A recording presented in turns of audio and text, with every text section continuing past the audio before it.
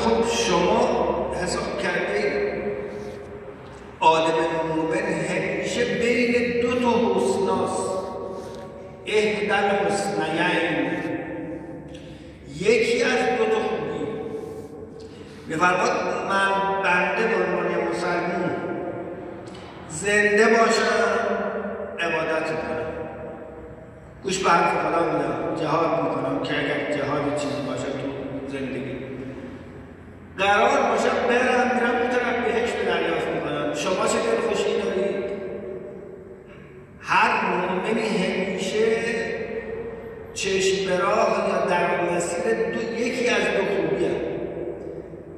اما یه آدمی که فاصل هستش حداقل یه خوبی بعدی نداره. حالا اگر دلش خوش هستش میزنه و میکوبه میزنه فرض کنید که قلطا میکنه، همیشه یه خوبی ممکنه داشته باشه. اما فرمود که ما همیشه یکی از دو خوبی چشم به راه آقا بنده رفتم خونه خوابیدم، قرآن فرمود خوابیدی مردی، روحو گرفتم، قرار نیست باشی، قرار نیست باشم فردا میرم بهشت.